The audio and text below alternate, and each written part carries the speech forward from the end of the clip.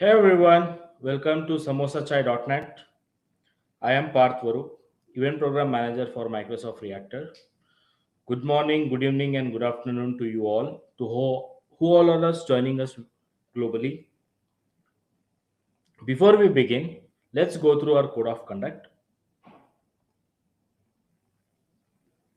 We are all here to learn together. So please be respectful of other people's views, understanding of differences, being kind and considerate in a way you all engage. Yes, we do encourage you all to participate. Please drop all your questions in the chat section. Now, I would like to bring in Nish and Vivek, our host for the session. Hi Hello. Nish, hi Vivek. Hey Parth, hey Nish, what's up? Uh, By the way, we have stopped introducing ourselves in this show. So yeah. so Nish, you go first. Yes. Introduce ourselves, introduce the show, right? So, by the way, everyone joining here, very good morning, good afternoon, good evening, depending on where you're joining us from. We host the show from Bangalore in India, where this is like around 4:30 p.m. in the evening. So it's usually the chai time where we have the samosa and chai, and that's why the show name is Samosa Chai. And we started this probably a little more than a year ago. Um, the idea was to have a casual chat show between Vivek and we talk about .NET and and C sharp and coding, developer, and all the things. So that's why this show exists, and we have fun. I hope you all have fun too. So my name is Nish. I work as a product manager for the developer division at Microsoft, which includes Azure Developer Experience, Azure PaaS services, and things like that. Most recently, I've been working on something called as Enterprise App Patterns, which we can talk about a little later. Well, that's me. And Vivek, you go ahead and introduce yourself too.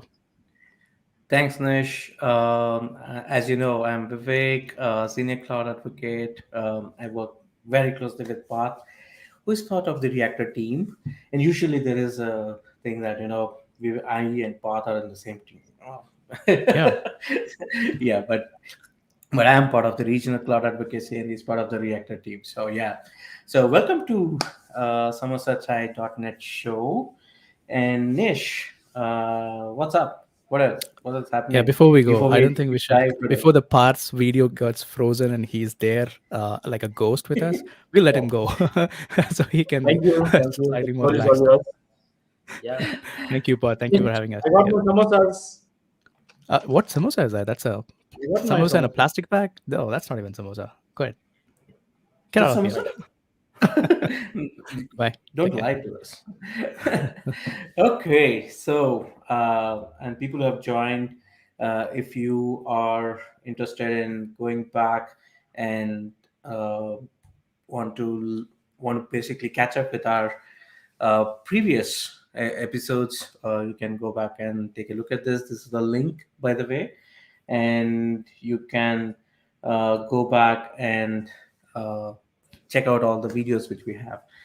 That's one of the things which I just wanted to share here. So, Nish, what's up today? So, what are we doing? So, let me go to the next slide before I forget.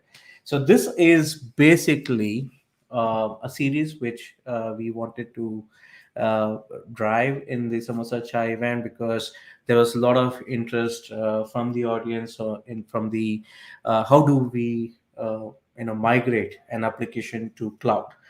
This was something which came up in our previous episodes from the audience, and so that is the reason why we are going ahead and doing this series. And this is the first part of the series, so we have one more session which is happening specifically to the same thing, which is on 30th March. You can join us there, where we are going to show you completely how to do the migration hands-on, right? And this particular series is we have launched a cloud skill challenge. This is the link to the cloud skill challenge. You can just go and join in, and we are going to spend some time on those learn modules which is been as part of the cloud skill challenge, which we have added as part of the cloud skill challenge collection, right, Nish? Yep. Any thoughts there? No, I think I was just thinking about we've been doing a lot of cloud native stuffs, microservices, and all the coolness, as they say, so that you can add it to your resume. But the reality is that a lot of developers out there, they want to get their first step done right, which is getting to the cloud. And there's a lot of legacy applications out there, which is bringing in millions of dollars as revenue for a lot of customers. And they're looking at like, okay, how do I scale? How do I get security in place? How do I have my application perform on the cloud, and various other questions, right? I mean, I think so. I think it really makes sense to just go back and to the drawing board and talk through those options. Like as enterprise architects, we go through this process of identifying what are the things in the cloud, what are the areas that we need to pay attention to. The cost is one of the things. I know people talk about scalability. We talk about putting things in the on the containers and then just go scale out and other things. Um, but the real but the realistically you also have to look at the cost involved in it, right? So how do you consider cost? So these are some of the decision points that goes in as an enterprise architect choosing cloud, and that is what Vivek and I wanted to chat. This probably is going to be a very short episode of all the things that we have done so far. That is because we will be only talking through the considerations that we need to do when migrating your applications to the cloud. But you're welcome to ask questions. This is a casual chat show. We take all questions, including what color of the samosa you're eating today. That's all fine, right? Or the favorite chai. So we make it very casual. So feel free to add in your questions.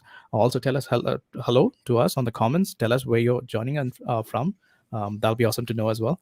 All right. So I think with that, Vivek, we should get started.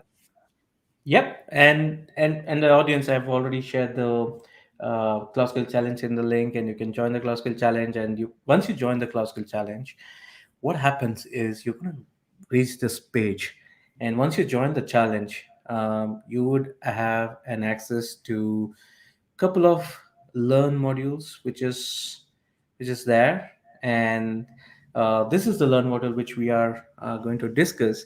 But on 30th, we have a bunch of things to show. Right, there is going to be hosting an app on Azure App Service, is migrating an on-prem application to app service. So today it is an introduction to migrating. Right, it's if you click on that specific module. So let me. Oh, I'm already in knowledge check. No, so so Nish. Uh, Yep. Obviously, there are applications. I think you have Tailwind Traders pin. Do you have it? Yeah, I think the business scenario that we're discussing today is about tailwind traders. If those of you who do not know, I don't know if my camera is going to go focus on this. Come on. No, No, it's it's not. actually very very adamant that it'll only focus on my face. But yeah, this is a pin of Tailwind Traders. So if anybody wants this pin, it's available at the Microsoft Reactor in Bangalore. So if you are someone who can walk into the to our office, we can give away these pins. Right. Yep, So Tailwind Traders I is a have one. fictional company, by the way, and you'll almost always see some of the examples as Tailwind Traders as in most of the Microsoft examples of a fictional company that where they go through a journey and are migrating to cloud, for example, in this case, and then we explain how to take care of things, right? So yeah, so today Yes. Vivek and I work for Tailwind Traders. So we are the architects there. We are trying to explore getting to cloud. So that's why we have this pin right here.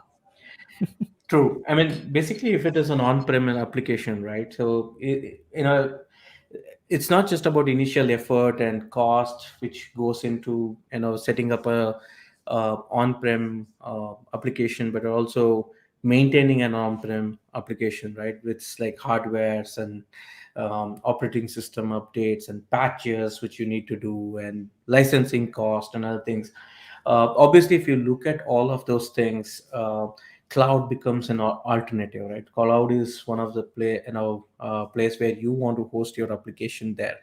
But when you're thinking about moving your application, if it is an on-prem, and if you're thinking about moving it to the cloud, obviously you need to do a lot of things, right? You need to assess the environment. What are those considerations? What are those things you need to consider? That's what we are going to discuss today, right? What are those things we need to consider while we are doing that movement, and what tools Microsoft provides, which is the Azure provides to you to figure out how to migrate, and also obviously how to gauge the cost, right? So that is the learning objective of this module is, and that's what we are going to learn. And basically this provides you the, we'll assess it, we will see the tools, we will see findings from the tools, and whether it is right thing to do, migration is right to do or not, right? So that is what we are going to see. So so Nish, when you Yeah. think about migrating an application from on-prem to cloud, what could be the challenges you feel like could arise? Yeah, so I think let's talk about the context first. I mean, the here I think situation is like we have an ASP.NET application which is running on Windows machines with IIS as the hosting platform, and then we have a SQL Server database. A typical monolithic application is something like that, where you have these options, and then we are trying to migrate to the cloud because we want to take the benefits of the cloud. We will look at the benefits of the cloud in a bit. So I think common important questions that we need to raise is what is you see on the screen, what problem is being solved, right? Sometimes on-prem may be the right thing if you have the money and resources to run the show, right? But when you get to the cloud, you have to also think about, do you need to re-architect the application if you when you go to cloud? That's another thing, because if you're looking at containers and Kubernetes and all kind of things, then that requires a major overhaul in the entire architecture that you would probably already have, right? But there are other options, like you don't have to go to containers immediately. You can go in a journey, like take the first step, migrate it to a possible a platform as a service like app service, and then eventually get to the container space. And the other thing which as architects you'll have to think about is how much is the cost. What is the migration cost? What is the cost involved in the migration itself? And also, are you ready to take the downtime, right? I mean, those all are important questions that you need to consider when you decide to migrate to the cloud. True. And just while you talked about re-architecting, right? One of the thing which came to my mind was the other day I was speaking to a startup for a Scale Up Thursday show, and they talked about their journey, and the journey was, they had on-prem service which they were running, and from on-prem they moved to VMs. To make sure that they start having a business transactions and other things, and then they realize they have to re-architect to containers to make it more scalable, and then from just not just hosting containers, but they move to container apps, Azure Container Apps, to have that Kubernetes capabilities as well. And then now they are a huge company, so they want to move towards Azure Kubernetes Service because they have so many workloads to manage. So if you take that journey, right, it's very interesting because that is the path. If you are looking at not just an enterprise perspective, but from a startup perspective, if you are a startup out there, how the journey is. You build it on your system, and you go back and deploy it in a small container, and then containerize it, and then push it to Azure App Service, and then to Kubernetes Service. So that's the journey which people usually take. While you know while you decide to move towards cloud, when you have application, a monolithic application, as Nish mentioned, there could be, I mean, there are various options you have in cloud, which is infrastructure as a service, platform as a service.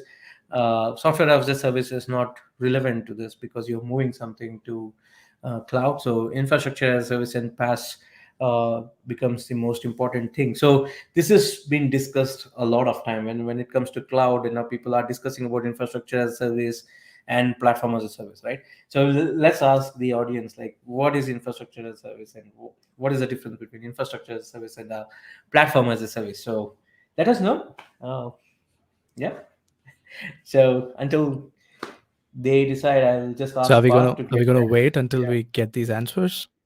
No, I just asked Parth, where is that samosa he just showed in the chat in this on the screen, and he just vanished. I probably is eating here or someplace, and I'm just looking for him.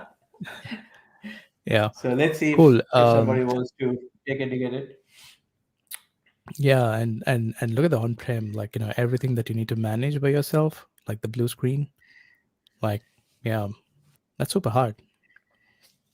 Yes, and even if you decide to move your application from on-prem to infrastructure as a service, there is element of managing the operating system and the runtimes, and obviously when it comes to operating system, I need to patch and other stuff, and platform as a service, you need to just managing the application and data. That's right, and rest of the things is being taken care, like the scale and high availability, right? It's been taken care by the past, because you would have set how to scale and what at what threshold to scale, right? And once you have set it will definitely take those things into considerations and scale as soon as you have a lot of traffic coming into your application.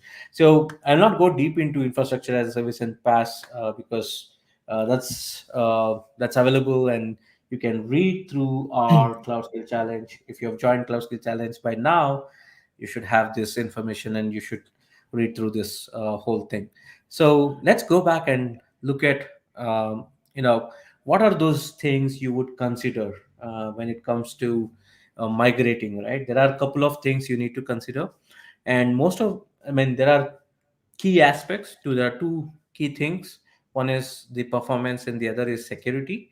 Apart from your cost and workload associated, the environment and network and other things, performance and security adds a lot of importance when you are thinking about migrating. Okay, so say for example, if I have to talk about is you have on-prem, right? So on-prem setup, and if you have a lot of traffic coming into your on-prem setup, you can't scale. You need to add hardware, you need to install and configure your software.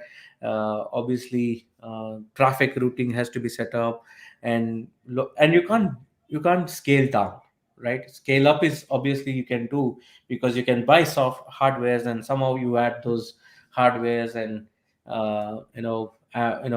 maintain that whole OS and have those application running on that platform. But scale down is very difficult because you already purchased the hardware. So that is one of the things. So performance considerations. So when you have traffic coming into your application, when you're thinking about scaling your application, that's where scale up and scale out capabilities of Azure comes into picture, where you're more of scale up is more of adding more CPUs and disk spaces and dedicated VMs and other things, and also auto scaling with load balancers and other things which you can add. And scale out is obviously adding more VMs into it. I think anything you want to talk about, Nish, here, like your specific domain? No, I think the important aspect is, I mean, we were looking at on-prem, IaaS, and PaaS. The important aspect here is when you go with scaling options. If scaling is your one of your biggest requirements, then that is also the time when you want to look at like which option is the right one. On-prem scaling is super hard because you have to source physical hardwares of, like, for example, scale up. You have to add more RAM. You have to add more CPUs. It's super hard. There would be downtimes and things like that. Again, scaling out, let's say having multiple VMs and having a load balancer in front to divert traffics and things like that, that's also it's also expensive. So that's one consideration to do, and that's why I still watch for, like, having an ASP.NET application, and if you're migrating into the cloud, PaaS would be your best bet in terms of efficiency and as well as cost, and have that high value win with minimal investments that you can make. True, and it adds also to the database as well. Like, say if Yep. you have the database there, and you want to scale SQL database. Azure SQL provides you with elasticity, right? It basically you can scale up, scale down, and it is manual, obviously, but it is not auto scaling. But it is obviously you can scale up and scale down, but it is not the same in on-prem. And we are going to anyways talk about a couple of things with respect to database later as well. The other thing which I talked about is the security thing. Not performance was one of the thing. The other thing is always the security. Who has access to this app? Who has access to these particular services and other things which is running, and who is basically deploying these applications? Those are the things which you will obviously look into. And also, most important thing is new things which will add on to the security part of it, because until when it is in on-prem, you are directly talking to the SQL connect, SQL through connection strings, right? But when it is on cloud, you want to make sure you want to secure that connection string. So you're going to use tools like Azure Key Vault to store those connection strings, and then you talk through uh, Key Vault through configuration files and other things where you need to add one level of security layer on top of this which you have. So basically, those things will change if you're moving from on-prem to cloud, because you will have to look into security aspects of it, and what are the things uh, which will make you more secure, what are the tools which are required to make it secure. Those are the things which you need to bring in and add it on top of this, right? That's something which you will look into. And then networking part of it, obviously, in cloud there is a virtual network which gets created, and then everything from the application perspective is part of that virtual network, and that virtual network is secure. And you can also secure with firewalls and other things, and access control to network ports and all those things which are there. um, you know there are communication wise as well. There are a bunch of communication things which is being provided by Azure. I mean, the virtual network is anyways to deploy apps within that network. And peering is also available. You can have multiple networks, and peering talks to each other. And service point as well, like you have a one specific service point, and you are talking to that particular service point through one of the virtual networks. And there could be a situation where you don't want to move your database, and you want to keep your database in the on-prem, and you just want to make use of different set of services which is being provided by the cloud provider, and you want to make use of those services. That's when you're going to use the network different kind of network communication things which is being provided by Azure, like point to site VPN connections, where you have direct connectivity with your computers, which is there with the cloud provider through virtual network. Or you can use site to site VPN connections, which is basically uh, you know one of the virtual network talking to the another virtual network through VPN connections. The most important thing is express route connection. I've never come across this niche, but this is interesting one, because it's a direct connectivity between Yeah. uh, two different networks, right? And there is no internet involved here. It's through the wires. We can just connect through LAN. So Yep. this is the network specific. So you've been using Azure Active Directory for various things. So in cloud, it is obviously Azure AD is used for identity and access management. But yeah, so Nish, so anything you want to share about Yeah. access Azure Active Directory? Yeah. So here's the thing. I mean, security is super hard, right? I mean, so that's why when you migrate to cloud, you want to look at the existing PaaS services out there for securing your apps, right? So one thing you talked about is the key vault, which is where you have managed secrets so that you can store. But there is also one level up now called the passwordless auth between the services you can have. And now the next thing is like if you may have your um, you know your your applications which has users in it. So ideally, predominantly, the legacy way of doing thing is having the username and password stored in the databases, and you validate them with some sort of encryption and things like that. But when you move to the cloud, you may want to use the PaaS services, as I mentioned, and Azure Active Directory is one of the popular ones, and it is it's a very easy to secure your application entry. So you can do authorization, you can provide role based access and things like that. And it also comes with self service portals, like if you want to reset your thing. So all those things that you generally would do in your application to bake in and authentication and authorization, it's already there. So you just start using it. And if you're building an LOB app, you will probably do a B2B. And if you're building a let's say e-commerce app or something like that, you will do a B2C. So there are options available to you in the Azure Active Directory. So it comes with all these various features like multi-factor authentication. It can go one level up with password level authentication using like Windows Hello or biometric authentication, all those things. So yeah, our consideration is like make use of these security features directly because they go through the standardization and industrialized industry standards for security and things like that. So you when you get to the cloud, you may want to avoid anything that's going to store any sensitive information that you want to store in a database for just like something like password, right? So you don't want to do that. True. So it's a bunch of things. So the most important consideration when you're migrating is the cost. Mhm. So so Azure price calculators are available for you to go back and stimulate and see what is the cost for this specific thing, right? So basically, if you take a look at this, so this is the calculator, and I'm just going to post this link for the audience if you want to play around with the cost and things like that. So you can just go there.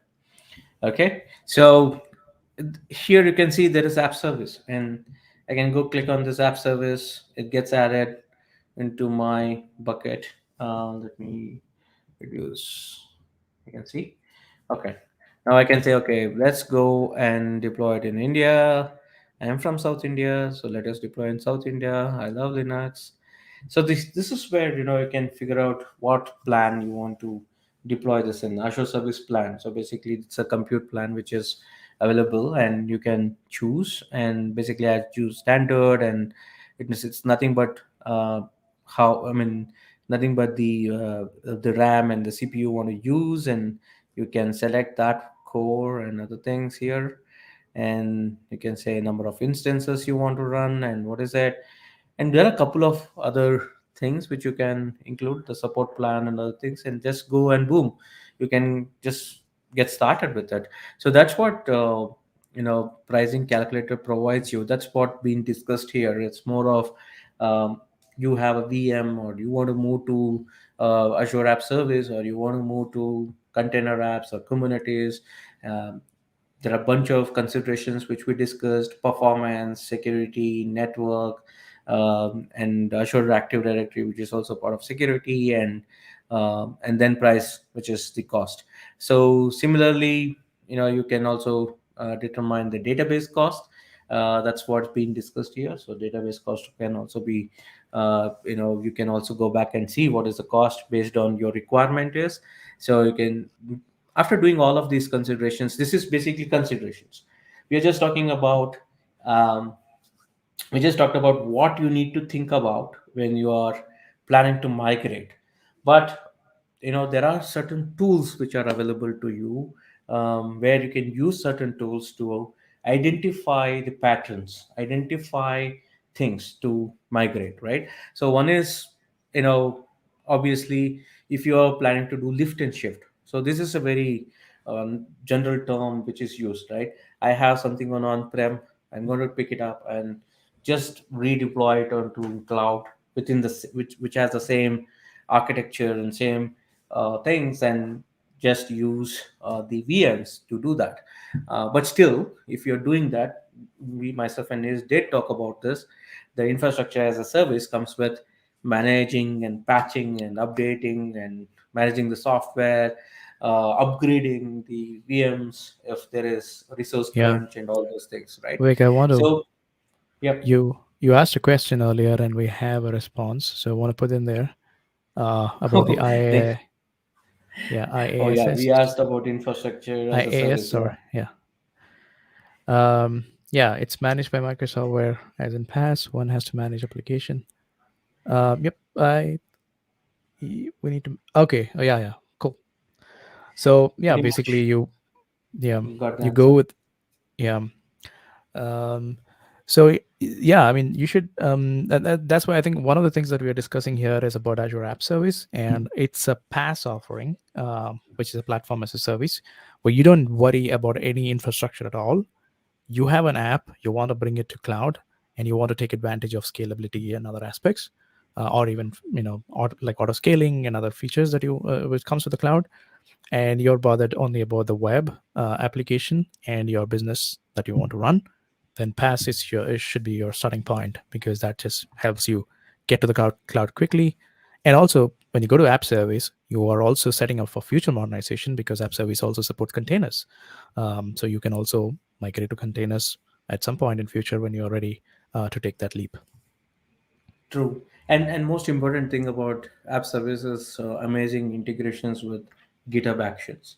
So just go while you're creating app service, just enable your GitHub repo, add your add your credentials, and boom, you have GitHub Actions running for you, and keep deploying your code, and it's just new versions of your application is being deployed to app service.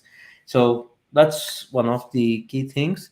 So net this will be the architecture of the simple monolithic application which we discussed, right? There's code which will be hosted on app service, and app service plan is nothing but a compute resource, and you're going to use Azure Active Directory and DNS to manage the network and access to the app, and it all is part of the resource group, and there is database, SQL database, and if you see this, the database is again in an elastic pool. That means there is you can add more databases to this, you can remove database and make it one single database.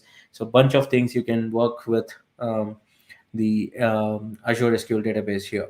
So that's something which is being discussed here. So if you want to understand it in depth, just read through this documentation which is there. Pretty interesting documentation, and these are the challenges. So Nish, so if you have SQL database on the on-prem, and uh, if I have to think about why I have to move to Azure SQL database, right? This is these are the few considerations. So one is obviously the database engines needs to be installed, operating system to be managed, disaster recovery you need to manage, and backups you need to manage, and other things, which is all being taken care by the Azure SQL, right? So uh, that's something which you can definitely enable and see that it's pretty smooth, right? One of the example which I have to share here is when I was in Blackbug. So what we were doing was, it was an on, not an on-prem, but it was on VM. So the database was managed on VM, and even if it is managed on VM, these problems are always there, right? So if you move it to a PaaS layer like Azure SQL database, it simplifies your life, right? So that's something which I just wanted to share. So any thoughts here, Nish? No, I think auto scalability on scaling aspects of databases, it's all again the super hard feature, which is already there out there. So if you're moving to the cloud, you get those benefits, and not having a team to manage those infrastructures and things like that also kind of like reduces the cost if you want to compare to the on-prem stuff. True, and one of the amazing thing about the migrations to Azure, if you have an application .NET or a Java application, is the Azure Migrate service which we have. So Azure Migrate service will provide you with the discoverability, and also assess your application, and also migrate and modernizes the application. So when I say migrate, it also helps you in migrate, of course, but it it is an agentless discoverability. When I say agentless discoverability, that means your application is dependent on bunch of things, right? So it could be there could be a lot of dependency on other applications which are running, or it could be a part of a application which is some of the applications are dependent on your application. So there could be a network of that, and there could be a mapping of that. So in an enterprise, enterprise system, I just want to show you this couple of reports it shows. I don't know whether you can see this. um, you can see this, right, Nish? Or I Yeah. need to If go. you do you have an option to zoom, like increase No, the I'll zoom in just. your browser? No, it's okay. I'll just share this link in the chat for people to Yeah. go back and take a look at it. And so this is a link which. Oh, sorry. This is a link. Okay, these are link which I'm looking into. So if you see here, right, it basically discovers the number of servers, and it also discovers the OS distribution where it affects, and whether your application is ready for migrations or not. So it's basically that is the information it provides.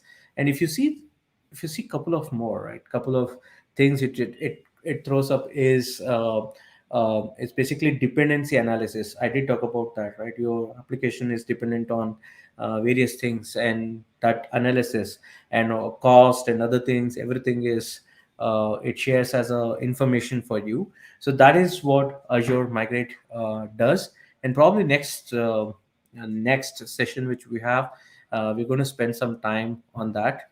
And probably we'll see that tool and how it works and other things. So that is something which we are planning to do, but I don't guarantee, because it requires a lot of data, a lot of things. But yeah, I'll just make sure that I spend some time there. Vivek, I have a So question for you. yep. So I think it's specific to the Azure migration. Is it like an Azure tool will give cost calculation for migration, or what hurdles are in SQL, if any? Yes. What hurdles are there? So basically, here, if you see, it basically assesses SQL Server instance, and if you read through this, right, it detects and migrate that results from compatibility issues. So it basically tells you whether your application is ready for migration or not. What are the issues you might face, and also helps you with the migration, and again helps you with the. It also lets you know that what are the other applications might go with the downtime when you do this migration, right? That is the biggest information you want to know, right? When you do this migration, will that affect the other applications which are dependent on this, and what are the applications which might go down, whether now we can make it independent and then execute it and other things. So lot of assessment need to be made when you are planning to do that migration for sure. And this tool will help you to do that. So that is the main goal of this tool. And probably we'll see that in next session, which is on 30th. We'll see this kind of a uh, live demo. And also, if you want to try it out, there is, it's part of the cloud scale challenge. The module is part of the cloud scale challenge. You do have a sandbox for that, and you can play around. You can enable the sandbox, play around for 4 hours of migration, and you can learn all of these things. And this is also something new for me as well, my Nish. I haven't tried migrations for a long time, because I have been a cloud native guy for a long time now, right? So I haven't tried migrations or putting something on-prem. I can't even think of putting something on-prem. So that's something which is interesting. I see there is one more question coming in. Yeah. So it's an interesting question. What is most cost optimum? PaaS, IaaS, or container instances? You want to take that So dish?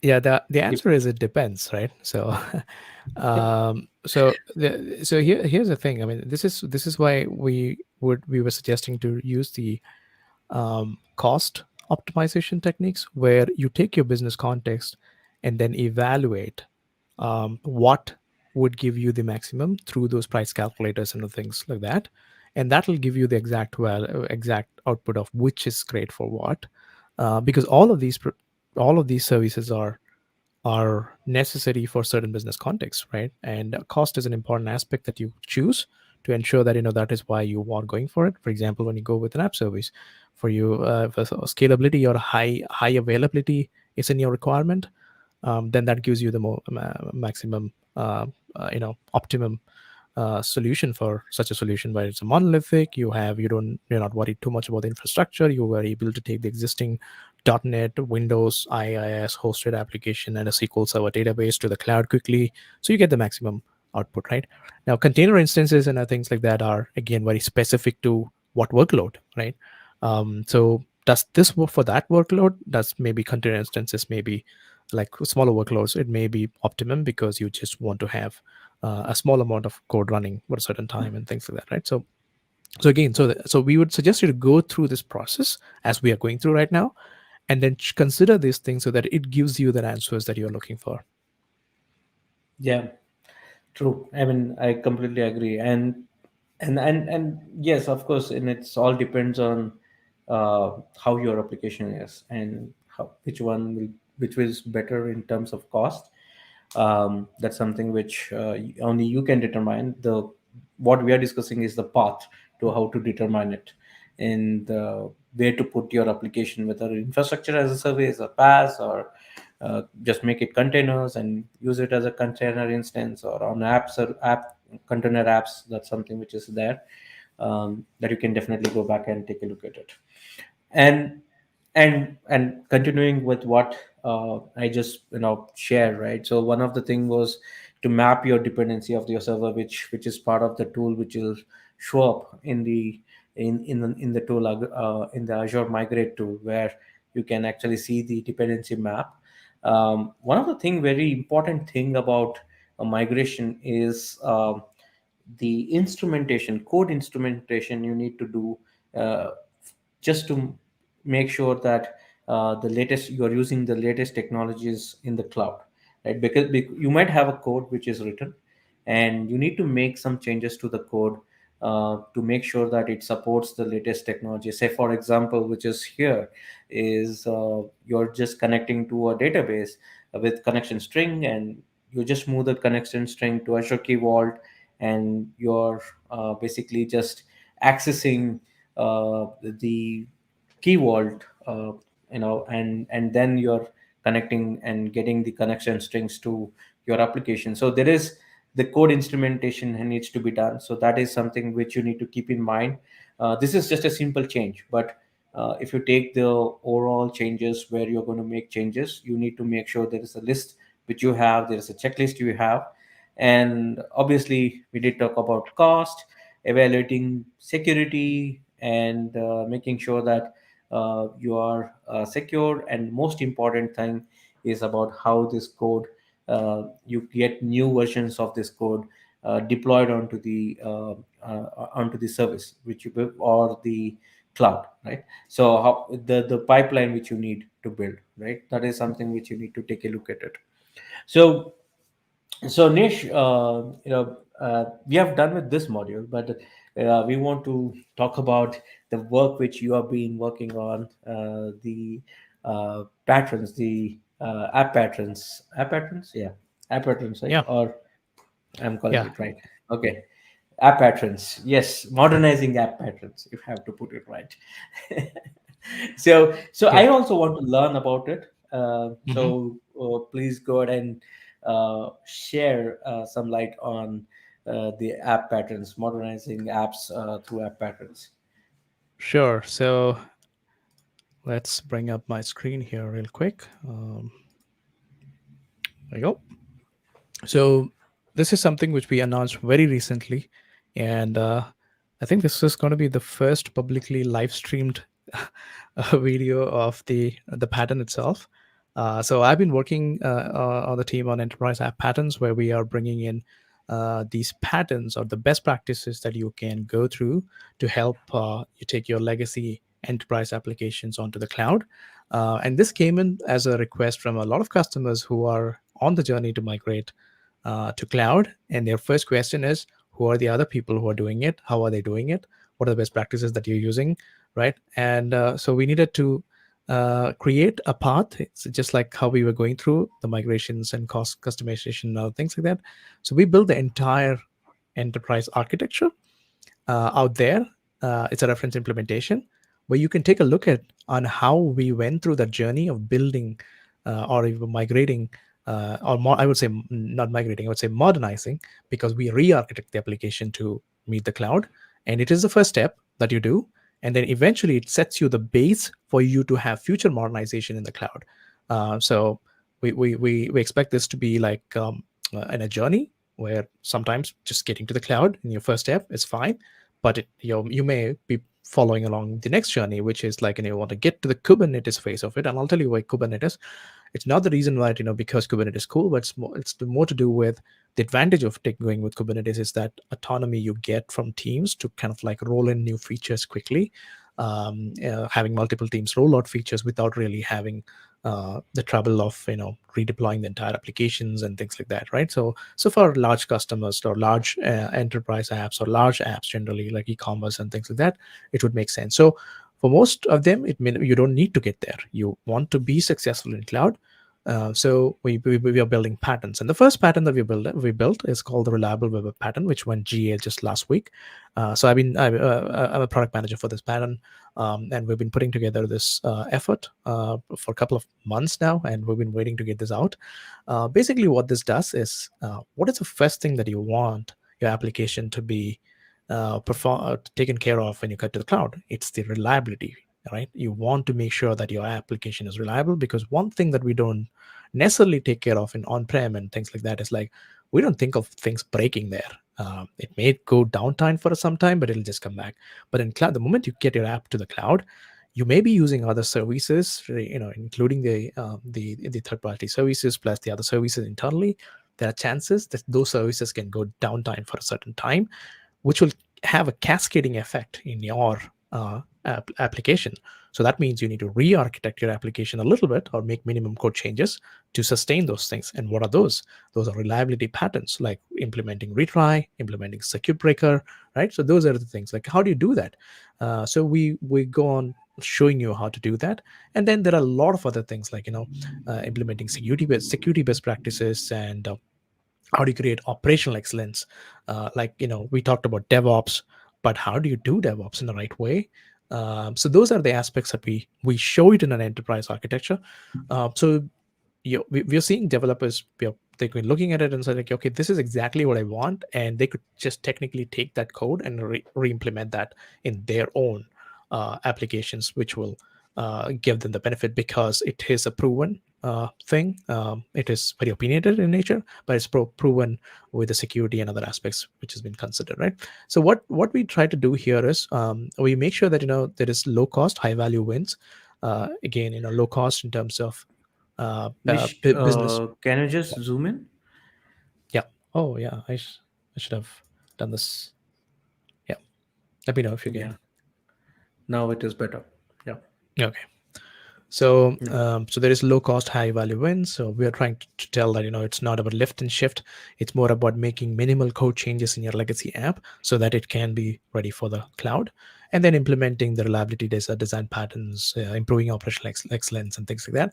It follows something called as Azure well-architected framework, which has 5 pillars, and it goes through each pillar and checks on the patterns that is important in your code to implement, to ensure that you have higher success in the cloud, right? So this is a developer pattern. So this is focused on not on infrastructure teams. It is focused on developers to consider a few things in their cloud journey. Few things that we do is, how do you use a right size resource? How do you use managed identities? How do you do private endpoints? We talked about security. Look at the number of security things that we have considered to help you get there in cloud with minimal investments, and repeatable infrastructure. And this is where we use Azure bicep files, and where you have the infrastructure as a code. So you basically write those things up and you deploy it through your DevOps. So we show that as well, and telemetry logging, and also multi-region deployment. And this is one of the common challenges that people face, like, how do you do multi-region? And we don't deploy multi-region because we want to show you multi-region, but we go through a business context, right? So this is a company called Relay Cloud Concept. It'll just like Tailwind Traders. There is something called Relay Cloud Concepts. The company sells concert tickets for their end users, but they don't they have an internal LOB app, which means customers are calling in from a call center and they say, hey, I want to go for this concert happening at so and so place at evening 5 or whatever. And then the call center employees will use this application to book the tickets. So now the leadership is like, okay, we want it to be an e-commerce application. Now, are we going to jump and make Kubernetes happen? No, we want to go into the journey, right? So we want to get to the cloud quickly. So then we choose services like app service because if it's an existing legacy app, if we get the maximum value out of out of app service there, so we get the application out there. We integrate with Azure Active Directory because there is an LOB. It's an LOB app. We want auth, so we do that. Active Directory integration happens, and then we implement retries, circuit breakers, and things like that. To generate tickets, we use Azure Storage because there's barcodes in it. So it needs to be stored somewhere. We use SQL Server, so you'll see how we used SQL Server on the cloud, right? And various other things. I mean, I'm pretty sure I'm missing a few things out because there's so much of things that we have implemented in there. But think of it like it has an end-to-end thing that you can take a look at it, and how do you take your legacy apps to the cloud, right? And then, as I mentioned, we go through a business-driven SLO. So in this case, the leadership wanted to be, it's a concert ticket selling app, and you want it to be highly available because if something goes wrong, you're losing money. Like if your call center agent is not able to book a ticket, you're not getting a customer. So that means you need to have high availability. So how do you then, that is when we derive, okay, what does highly available mean? And we take that availability formula and then put it into practice on calculating what are the Azure services we're using. And in order to make a successful ticket purchase, what are the services that is in the Azure that is involved? We calculate the SLAs for it. So each one is like 99 point something, 99.9, 99 point whatever. And then we make a composite SLA. So again, there's a calculation for it. How do you calculate a composite SLA, sorry. And then eventually come up with what exactly will be your total SLA. And then that means around 38 hours downtime or something if you just go for a single region, which was not acceptable for the leadership. So then what do you do next? How do you improve that SLA? And that is when we said, okay, we'll do multi-region, where you will replicate the service. So if one region goes down, the other will pick it up, and there will be a front door in there which will do the balancing for it, right? So these kind of decision making also we go through as a customer would go through, and then we go through that journey and then make those choices, right? And you can see that security implementation over here. This is a classic monolithic app. There's a web app which is running on app service. There's a API app, again RESTful services. So Azure App Service is great for all your HTTP hostings, where you can have the web app, you have REST APIs, gRPC, and all those things. And then it's working internally with other services. And you can see that the web app is accessible to the world, but the rest of the things internally are accessed through private endpoints, and we show how to do that. So that means it's secured between the services, including the SQL database that's not exposed outside. So nobody has access to it. And we do passwordless connection here. We use Key Vault for certain other configurations that we are storing.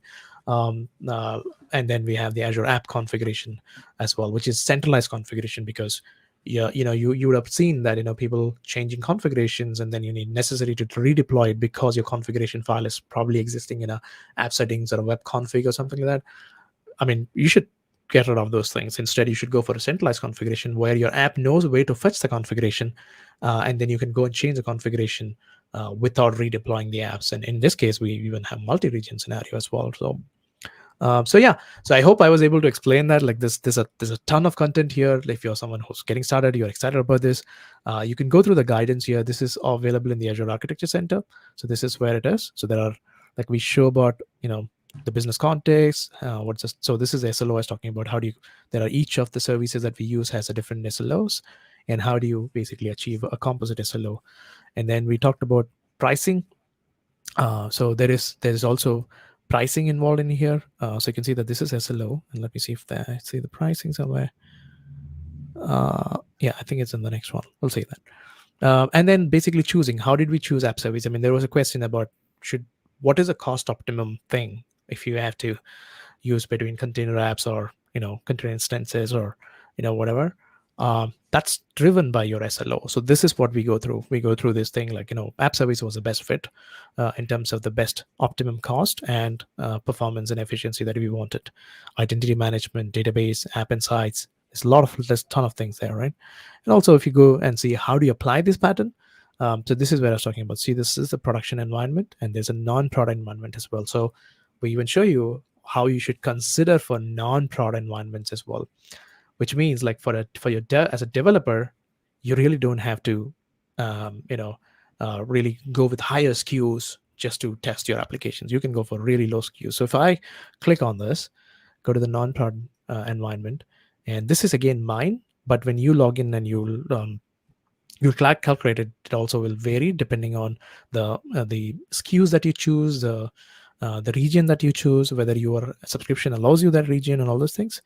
You'll get to know all those things using it. So if you click on this, you'll get to know. So this is my thing. So for a developer, if I want to test it, so this is my estimated monthly cost for all these services that I'm using over here, right? And if I want to go to the production environment, you can see the cost variation between the two. Again, this is coming to the consideration of the cost, right? Why cost is important, why you should consider. And when you go with the production, you want to obviously reach higher SLO. So look at the cost differences. I mean, again, this is for me with an internal subscription, but it would change for you depending on where and how you're accessing this, right? And then we go on to show how to do reliability, retry, circuit breaker, security, how did we do AD, and all of that thing. They're all available in this repo. This is the reference architecture called Reliable Web App Pattern-.net. So take a look at this. There's a 6-part video series. We have we have Matt who actually helped me put together this video. There's a 6-part series. If you go here, it basically talks about all the 6 of it. The pillars, each pillar, like, how do you do security? How do you do cost optimization? How do you do operational excellence, right? For example, performance efficiency. We implement cache side patterns. How do you do that? So we cover a lot of things. So this is basically that end-to-end implementation, Vivek, for anybody who's want to come in and say, okay, I want to look at how do I do it. You've been telling me about it in documentation. You're telling me in videos. I want to see it, right? I want to see the end-to-end. So here is the end-to-end production-like app that's available, which you can go through and then make the best use of your time there. Definitely, Yeah, I think this is pretty helpful, right, for anybody who's looking into such kind of yeah. end to end. And Nish, one of the thing which you need to do is to share that link in the chat, so Mhm. that people can go back and take a look at it. That's something which definitely I would be taking a look at it as well. The other thing which you mentioned is the retry policies and circuit break things. And people, you want to know about that as well. We did, microservice 8-part series as well, and it's available on our playlist, and you can go back and learn that as well. Specifically, we did with eShop on containers, and that is also Nish who built it. So you can actually go back and take a look at it, like how we did work on the circuit breaking and retry policies, and how we built it from a .NET perspective. That's something which you can go back and take a look at. And yeah, Nish, this is a very interesting one. So uh, definitely, I'm going to spend some time this weekend on this particular blog and couple of videos you have and all those things. So interesting. So if Yeah. anyone has questions on it, do let us know. Uh, while while I share Cloud Skill Challenge link, where you can also read through all of these migrations, and you can try migrations and other things through this Cloud Skill Challenge which we have. While we wait for some questions, if somebody's interested in asking us some questions. We really thought it was going to be a really small episode considering all the things that we did before, right? And Yeah. we hit 1 hour mark. Like we can keep talking, Vivek. I think we just should stop. So where is our playlist? Okay, let us bring up the playlist link so that you can also go back and Yeah, but by Um, the way, everyone, you know, we are done with the session. So if you have questions, stay around and ask. Or otherwise, we're just gonna hang out for some more time and just sign off. yeah, my snacks are ready. Uh, Part anyways showed in the show that he has brought some uh, Samosas? samosas. Um, I'm not sure that is a samosa, but I will Yeah, have to I figure have my that out doubts too. now. He was trying to show you something which is not true. Yeah, We can bring him here. he knows that I'm hungry. Uh, that's the reason. I Cool. tried to bring So Parth in, okay. and as always, his video is again stuck. See? So Cool. cool. Okay. People who have joined. Thank you for joining in, and thank you, Nish, for sharing all of these insights. And we will be back with one more episode specifically on the same topic, but that will be hands-on, and we will be playing around with sandbox and other things. So it's going to be interesting. So do join us on 30th as well, 30th March, to learn more about migrations. And then let us know as well, like what topics you want us to, discuss in this show, so that we can spend a lot of time on that, build that content for you, bring in that content for you, bring in experts on that specific content as well. That's something which you can share it on Twitter or LinkedIn or in the chat here. It will help us. So until we meet next time, see you all. Bye bye. Take See care. you Bye, all. Nish. Thank you. Thank you, Path. I'm coming to you, Path, now. I'm coming. Bye.